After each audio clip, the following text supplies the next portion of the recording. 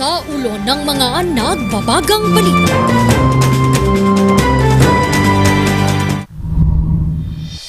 Typhoon Betty lalo pang lumapit sa extreme northern Luzon. Ilang residente sa Cagayan at Isabela inilikas na. Baguio City handa na sa hagupit ng Typhoon Betty. Live update sa paghahanda, alamin na. Relasyon umano ng isang kagawad at kapitana sa Baguio City, pinabulaanan ng inirereklamong kapitana. Pamilihang bayan ng Kamiling Tarlac na sunog. Danyos ng sunog umabot na sa 16 na milyong piso. Kampanya kontra bulate sa mga alagang kabayo pinalalakas. Miss Baguio at Miss Charm Philippines 2023 Krishna Gravides mainit na sinalubong sa kanyang homecoming motorcade.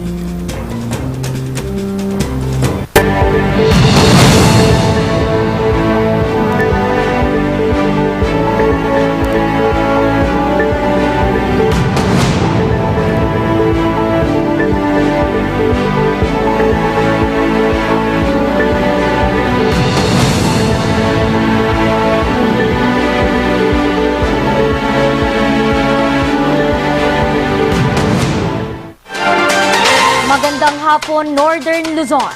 Narito na ang mga bago at may init na mga balita.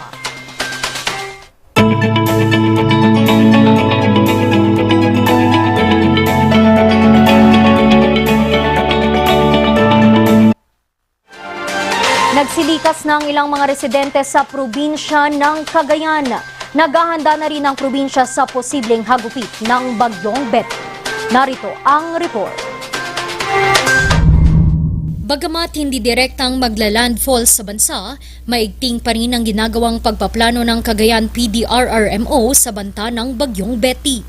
Bahagyaman kasing humina ang bagyo, bit-bit pa rin ito ang lakas ng hangin na 155 km per hour at bugsong 190 km per hour patungong northwest part ng Pilipinas sa bilis na 15 km per hour.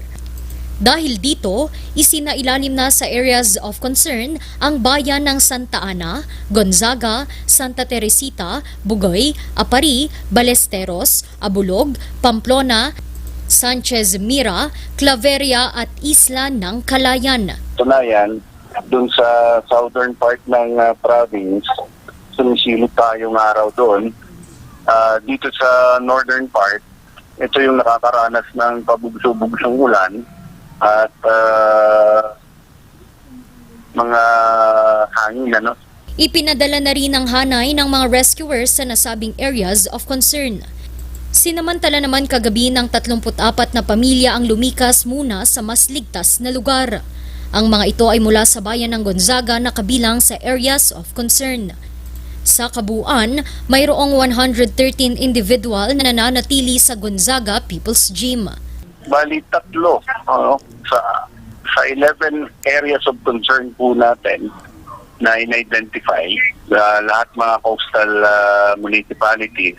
Out of 11 areas of concern ay 3 ang tumugon doon sa panawagan nating preemptive evacuation. Inilikas na din ng mga residente sa mga bayan ng Santa Ana at Island Municipality ng Calayan. Inaasahang lalabas ang bagyong Betty sa Philippine Area of Responsibility sa darating na Biyernes. Randy Guzman para sa Luzon Headlines. Atin namang alamin ang kasalukuyang sitwasyon at paghahanda ng Baguio City para sa bagyong Betty.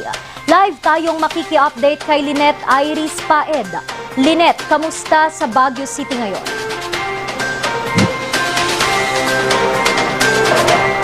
Yes, Ren. Ngayon, dito sa Baguio City, maliban sa City Disaster Risk Reduction and Management Office, maging ang mga Barangay Disaster Risk Reduction and Office Council ay nakahanda rin, nakaantabay para sa pananalasan nitong bagyong Betty dito sa ating lungsod. At ang ating lungsod ng Baguio ay naka-red alert status na. Narito ang report.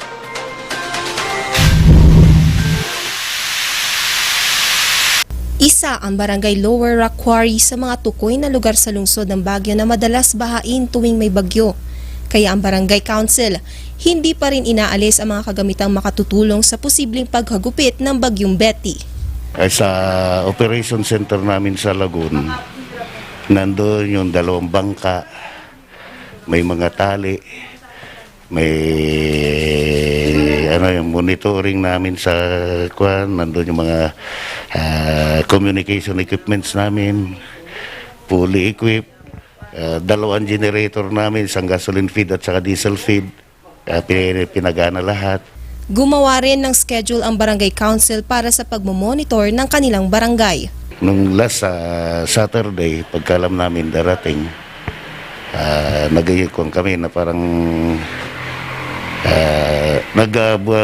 after the meeting, buo na kami ng 3 groups, kanya-kanyang schedule.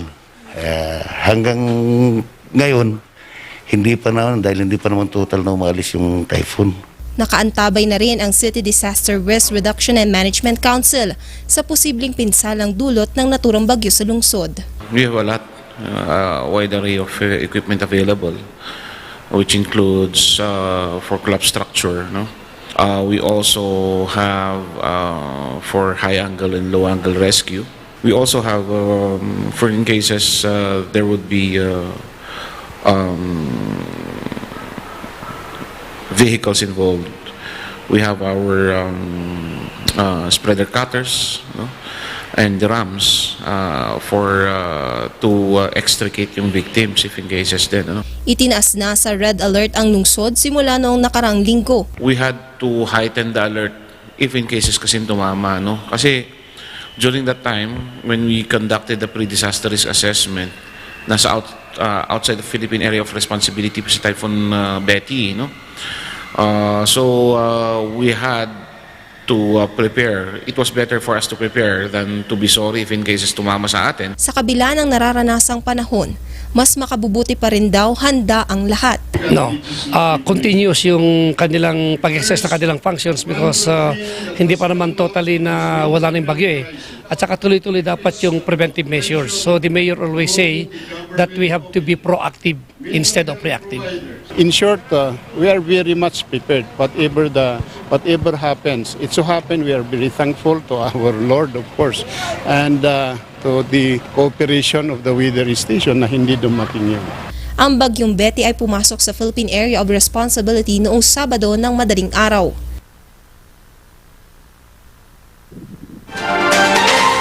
Tuwing umaga ay nararanasan ng medyo mainit at maalinsangan na panahon kagaya ng daan ng mga araw. Pero tuwing sumasapit ang hapon dito sa may Baguio City ay nararanasan ng mga panakanakang pag-ulan at medyo malamig na simoy ng hangin dito sa may Baguio City. Kaya naman ang red alert status sa lungsod ay patuloy pa rin nakataas upang maiwasan ang anumang sakuna na pwedeng mapapaminsala dito sa mga residente sa ating lungsod. Balik sa iyo, Red. Maraming salamat. Muling maraming salamat, Lynette, sa iyong update sa amin. Mag-iingat po tayong lahat dyan sa Baguio City at sa lahat ng parte ng ating bansa. Samantala sa iba pang mga balita, hindi naman natinag ng malakas na pag-uulan ang probinsya ng Tarlac para ipagdiwang ang kanilang 150th founding anniversary noong Biyernes. Narito ang report. Isa ang probinsya ng Tarlac sa mga sinisimbolo ng 8 sinag ng araw sa watawat ng Pilipinas. Sumasagisag ito sa mga probinsyang nag-alsa sa mga Kastila taong 1896. Sa pagdiriwang ng Tarlac ng ika-100 at 50 anibersaryo ng pagkakatatag ng probinsya noong Biyernes, sa isang cultural show nila nais ikwento ang kanilang kasaysayan.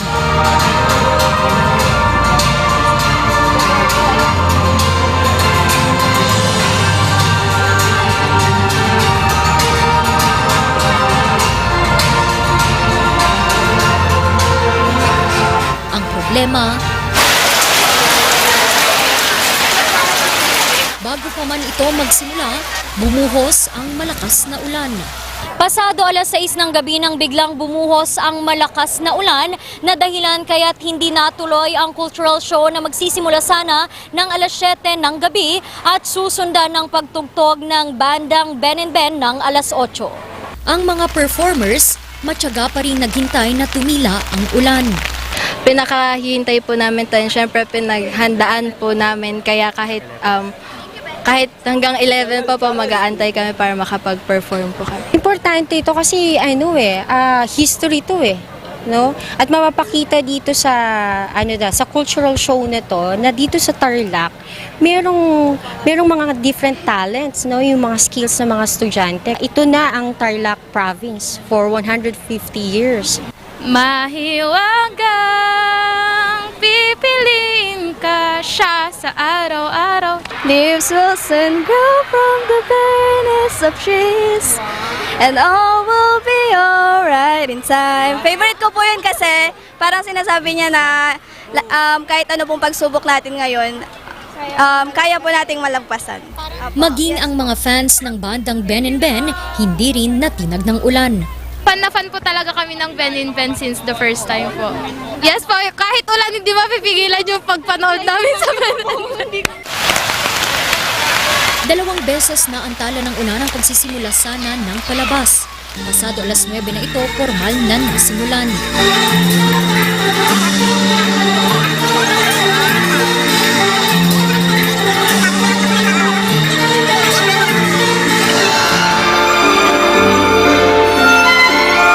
Pagsasagula sa pamamagitan ng musika, awit at mga sayaw nila ipinakita ang kasaysayan ng probinsya.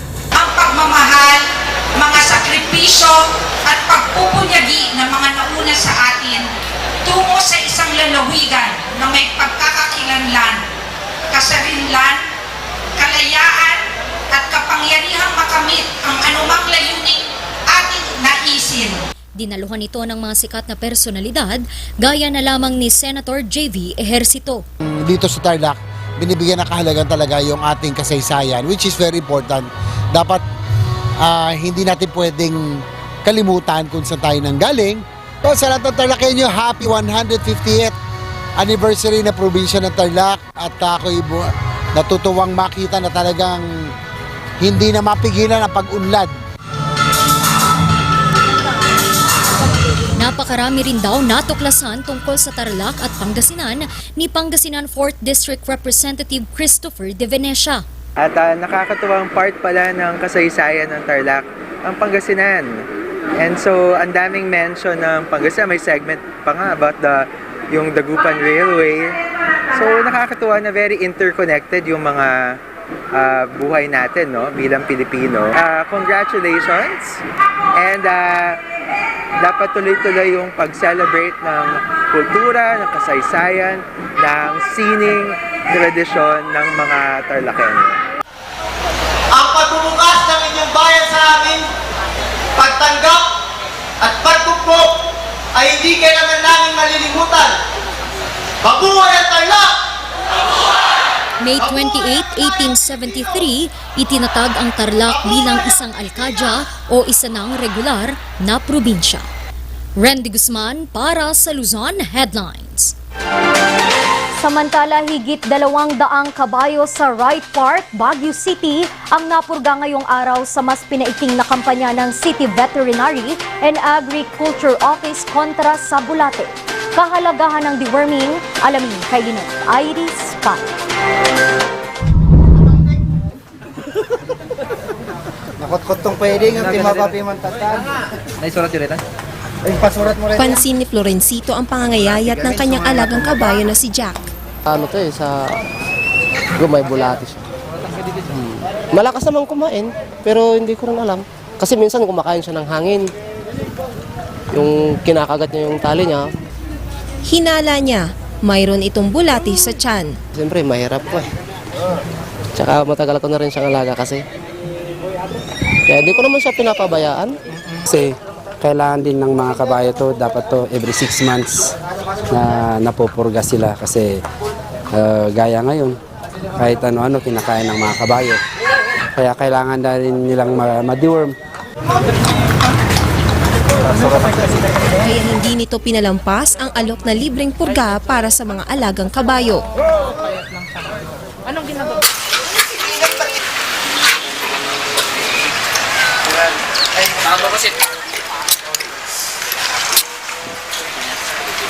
Dito kasi yung mga kabayo dito, napupurga naman ng mga may-ari. Pero yung mga iba talaga, hindi talaga napupurga. So yung purpose natin is lahat sana mapurga. Para in case na yung nutrisyon na kinakain ng kabayo nila, diretso sa katawan, hindi na yung pupunta pa sa mga bulate or kung ano man. Karaniwan nilang problema ang tapeworm na isang parasitic na bulate sa mga tao at hayop. Kung hindi maagapan, maaaring humantong ito sa komplikasyon at pagkamatay ng kabayo. Karamihan, kung mga deworm, bulate ang cause ng mga sakit, may mga nagkakos sila mga anemia, ganyan. Ang severe naman dyan is may mga obstruction din kung talaga hindi sila napupurga ng matagal. Oo, yun lang naman. Tapos anemia. Target ng Baguio City Veterinary and Agriculture Office na mapurga ang hindi bababa sa 200 kabayo sa Wright Park.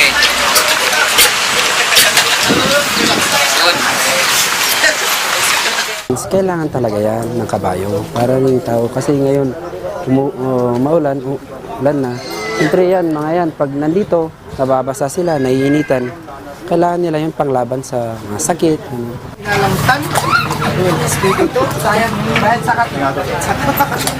Isinasagawa lamang ang deworming kada 6 na buwan. Lynette Iris Paed para sa Luzon Headlines. Ang bahaging ito ay hatid sa inyo ng King's Vita Plus Animal Feed Supplement. Alagang King's Vita Plus, kikita ka na, aasenso ka pa. Susunod, relasyon umano ng isang kagawad at kapitana sa Baguio City, pinabulaanan ng inirereklamong kapitana. Ang kanyang pahayag, abangan.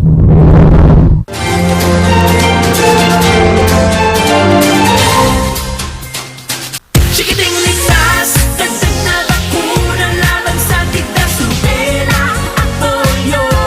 Sa ating mga anak, tungkulin natin lahat. Magpabakuna, maging ligtas para sa healthy Pilipinas. Pabakunahan ang inyong mga anak kontra rubela, tigdas at polio sa May 1 to 31. May dagdag na vitamin A supplementation pa. Alamin ang schedule sa pinakamalapit na health center. Magpabakuna na para sa healthy Pilipinas. Paalala mula sa DOH. Kasama mo sa iyong pag-asenso ang King's Vita Plus Animal Feed Supplement. Andito na ang pampabilis sa paglaki at pampabigat ng inyong alagang baboy. Ang King's Vita Plus Animal Feed Supplement, bago, kumpleto at puno ng mga sangkap. Tested and proven, sigurado at epektibo. Mabibili sa mga Agrivet stores. King's Vita Plus Animal Feed Supplement.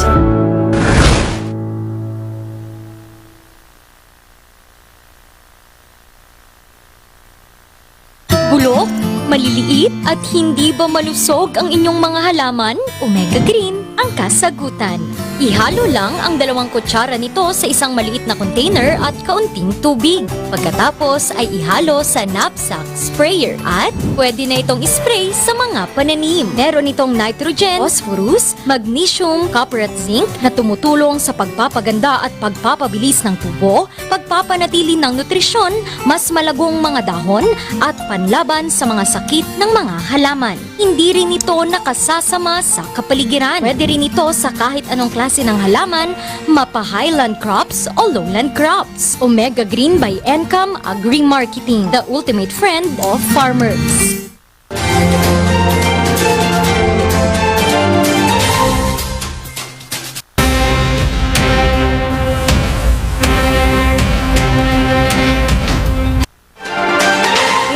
Naman ang inirereklamong kapitan ng Leonila Hill Barangay sa Baguio City na isang kasinungalingan ng pagkakaroon umano nito ng relasyon sa isa niyang kagawad.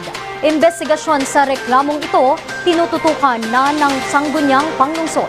Ang follow-up sa report na ito.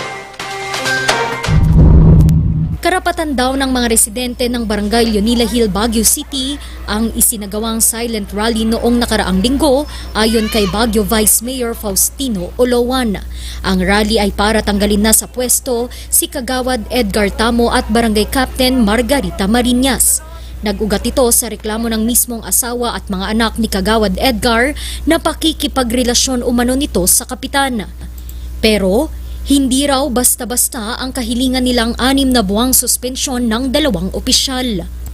Why should we impose 6-month suspension? That is beyond the jurisdiction of the council. Sa tingin ko diyan, walang karapatan ng council na magbigay ng suspension. Why? The penalty is dismissal. The penalty is dismissal. It's not suspension. And if we speak of dismissal, we do not have jurisdiction. Ganun pa man, pinagtutuunan nila ito ng pansin dahil na rin sa utos ng Ombudsman na imbestigahan ito ng City Council at magpasa ng rekomendasyon ukol sa issue. Yes, if the council, it would be decided as a body. If the majority says that we will abide by that decision, the recommendation of the Honorable Tabanda, so be it. Sa mga ganitong problema, isa ang City Barangay Affairs sa mga unang rumeresolba. Kung hindi pa idinaan sa City Council at sa Korte, meron kaming mediation conciliation proceedings. Pero dahil ito ay isang issue, and I think it is subjective in as far as we are concerned, so we let the court and the City Council to decide. Hindi rin daw ito maaaring pakialaman ng Department of the Interior and Local Government, Baguio. Ang proseso ng pag-file ng cases against barangay officials, ang may coverage niyan is Sangguniang Panlunsod in the case of city. So sila yung may authority to conduct investigation and magkaroon din ng recommendation for decision. Pero anya, ang kahit sinong barangay official daw ay dapat matino, mahusay at maaasahan. At ang pakikipagapid ay hindi indikasyon ng pagiging matinong opisyal. Samantala, itinanggi naman ni Barangay Captain Margarita Marinas ang mga paratang sa kanya ni na Mrs. Tamo. No, it feels so degrading, alam mo yun? Degrading, humiliating, and I feel like crying dahil bakit ako'y inaapin. Muli namang kukunin ng news team ang panig ng 2 kampo. Randy Guzman para sa Luzon Headlines. Nasunog kahapon ng madaling araw ang pamilihang bayan ng Kamiling, Tarlac. Danyos ng sunog umabot na sa 16 na milyong piso. Yan at karagdagan pang mga detalye ihahatid ni Lynette Iris pa.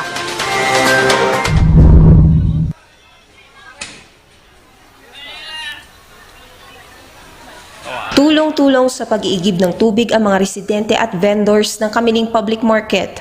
Ito'y matapos sumiklab ang isang sunog sa dry goods section bandang 4:00 na madaling araw.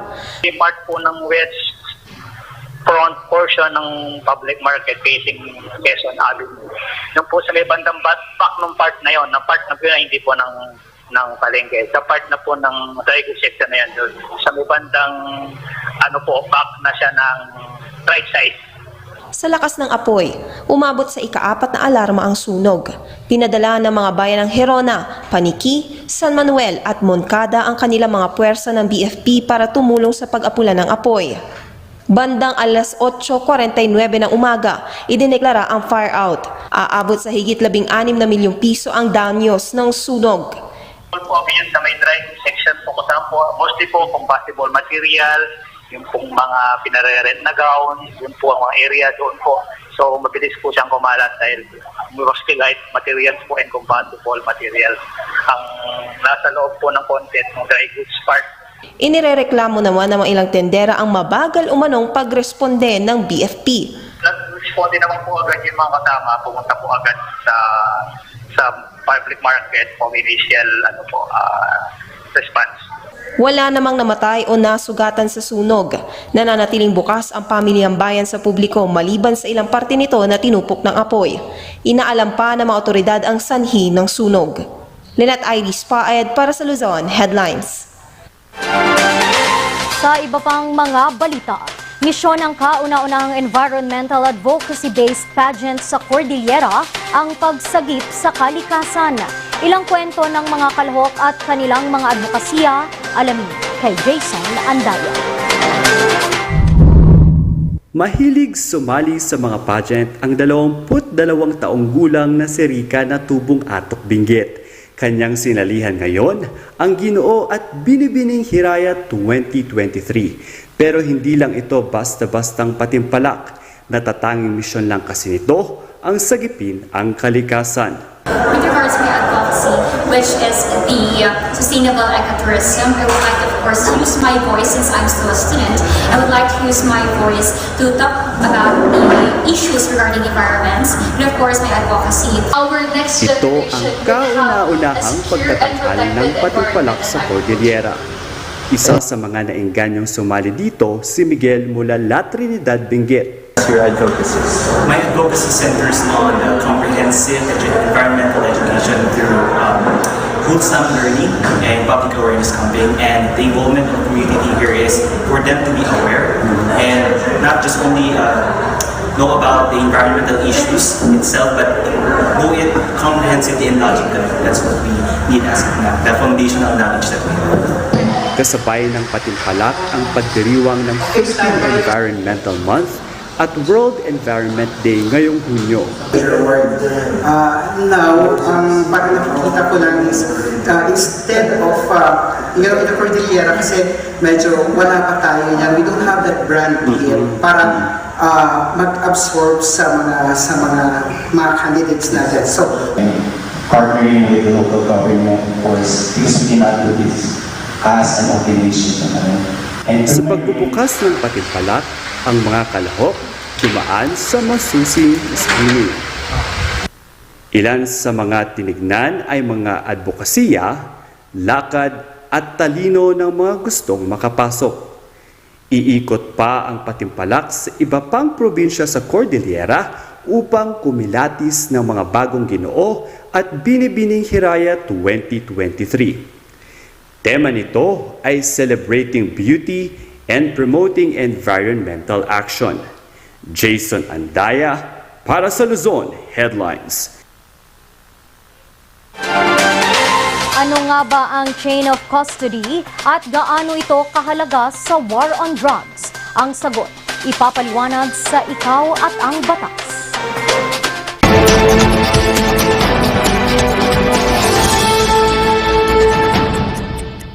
Pag-usapan natin yung chain of custody ng mga drugs. This is particularly relevant because of the ongoing Senate and congressional investigation doon sa buy-bust operation. At of course, dahil pending yung kaso, gagawa lang tayo ng disclaimer na ito ay for academic purposes lang. Hindi po natin binaviolate yung sub judice rule dahil pending yung kaso. Noong October 8, 2022, si dismissed Sergeant Mayo was arrested in a joint operation mula sa Southern Luzon operatives at Manila operatives, at sila ay naka-discover ng 990 kilograms of shabu. And dahil dito, nagkaroon ng skandalo ang Philippine National Police. Pero tayo ngayon ay we are more concerned with the Dangerous Drugs Act or yung Republic Act 9165, kung ano yung effect niya doon sa chain of custody command. No, of course, we are all one in saying na dapat nga bitay yung mga ganyang klaseng tao na engaging in drugs, no, unlawful activities. But from the legal point of view, meron bang possibility na yung akusado ay ma-acquit doon sa charges? Yung mga irregularities, no, which were done during the buy-bust operation, including yung chain of custody na mga pagkukulang, yung lack of witnesses at ibang aspeto ay maaring magkaroon ng reasonable doubt yung akusado dito. And unang-una, yung arresting officer naging dalawa. Yung unang report isang Captain Piñol, no? Captain Piñon rather ang naka-report na humuli doon kay Sergeant Mayo.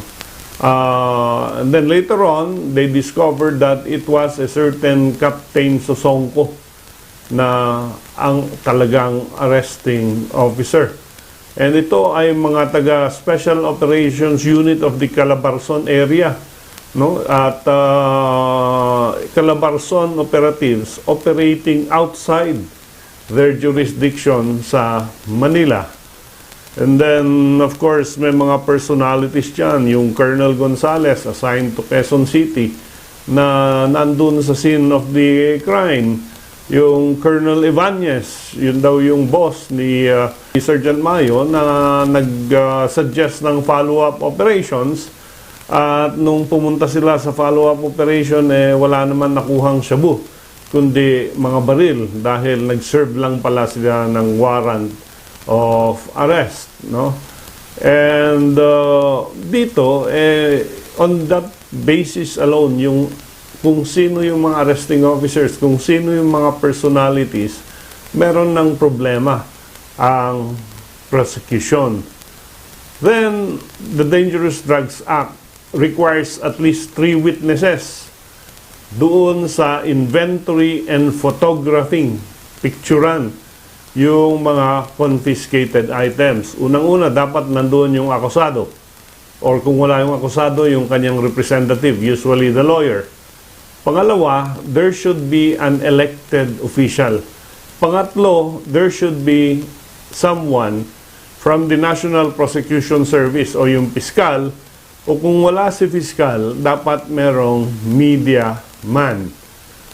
Yung si Sergeant Mayo was arrested around 1 o'clock at yung inventory nangyari thereafter. But all the time during his arrest, Sergeant Mayo was inside a van, Montero van. And ito ay violative of the provision na yung akusado ay dapat nandoon habang ini-inventory yung shabu. Meron bang dumating na elected official at media man? According to the reports, sila ay dumating around 4 o'clock or after the incident. And in all probability, na inventaryo na lahat ng mga required shabu na confiscated. Of course, yung custody of the drugs, may question din yan. Because ang nakuha ay 990 kilograms. But later on, a certain sergeant admitted na kinuha niya yung 30 kilograms of the shabu. And then, they discovered na 42 kilograms was missing. And finally, ang sinasabi, ang total ng missing shabu is 380 kilograms more. So, tonelada talaga yan, no? From 990 plus 380 kilograms, that's more than 1 ton. Because of this, yung chain of custody is violated. Ang chain of custody, dapat ma-determine na kung ano yung na-confiscate, yun ang ma-inventory, yun ang ma-photograph. In this case, no, ang na-confiscate is 990, nawala yung 30, 42, and 380. So again, baka magkaroon ng butas yung chain of custody requirement ng Dangerous Drugs Act. Doon nga pala sa mga witnesses, ang mga arresting officers should note that pag wala yung piskal, wala yung media man, wala yung elected barangay captain, hindi lang pwedeng isulat yan sa inventory. Dapat gagawa sila ng affidavit na unang-una hinanap nila yung mga taong ito at hindi sila available. At pangalawa, merong justifiable reason kung bakit wala sila doon sa scene at the time of inventory and photographing. Again, may technicality. If this cannot be produced, sinulat lang sa inventory pad, then again may problema ang prosecution. Ang talagang problema dito, na-arraign na yung si Mayo and he pleaded not guilty. So, kung na-discover itong mga technicalities na ito, can it be refiled? The answer is no. Kasi magkakaroon ng double jeopardy yung akusado dito.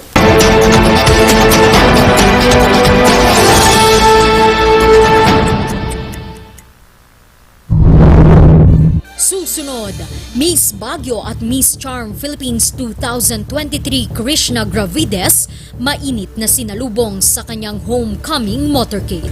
Ang kanyang kwento ng pagpupursige, abangan.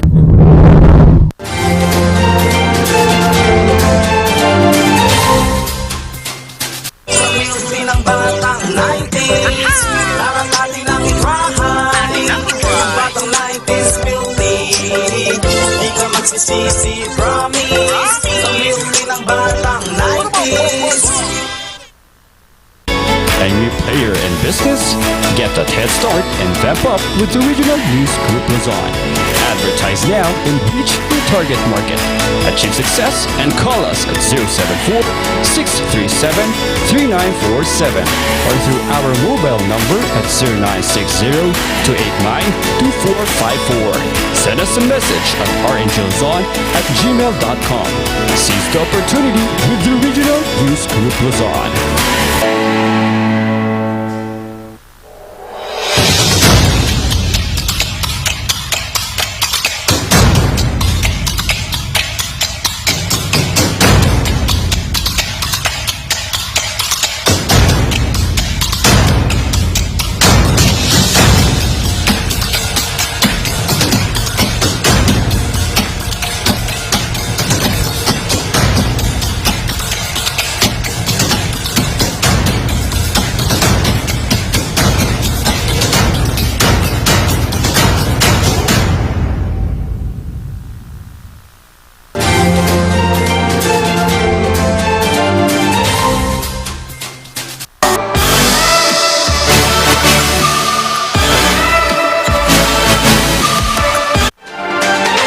Mainit naman na sinalubong ng lungsod ng Baguio ang pagbabalik ng Miss Charm Philippines na si Krishna Gravides. Kanyang naging karera sa Miss Universe, ibabahagi ni Charles Lino.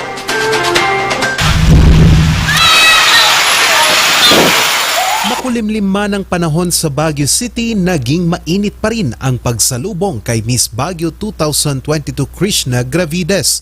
Ito'y sa pagbabalik niya sa lungsod matapos masungkit ang titulong Miss Charm Philippines sa kakatapos na Miss Universe Philippines 2023. A lot of people are now recognizing me, and it's overwhelming, but at the same time, I feel happy and of course fulfilled, because this is not just my sacrifice, it's not just my effort, but this is the effort of the whole Baguio City. Anya, nahirapan itong mag-adjust nung una. Kaakibat sa pagsali nito sa pageant ang samot-saring sakripisyo alang-alang sa pangarap na corona. 5 a.m. We wake up at 1 a.m. to do our makeup. Unlike here in Miss Baguio na medyo chill lang. But then again, I learned how to be more responsible of my time as well. Ang laki pala talaga ng difference when I joined Miss Baguio. Actually, 27 yung inch ng waistline ko before I joined Miss Baguio. And then during that night, 23 inches. So it's not just about the measurement kasi. It's about the discipline, the control that I had to maintain for the whole months of training. Sa kanyang pagbabalik sa lungsod, agad niyang ibinahagi ang kanyang pagkapanalo sa mga kabataang kanyang tinutulungan sa kanyang advokasya na Colors of Kindness. I believe that that campaign will have a huge impact as well. Now that I'm working with the Miss Universe Philippines or Miss Philippines organization, I believe that it will be full-fledged. Mensahe naman niya tungkol sa naging resulta ng patimpalak. For those people, for the supporters, I always remind them na I'm not GC na we have to be grateful all the time. Because I believe that if we're grateful, we create another space in our lives for blessings. So I remind them talaga all the time that. Sa kanyang pagbabalik, isang motorcade ang idinaos. This is a simple manifestation of our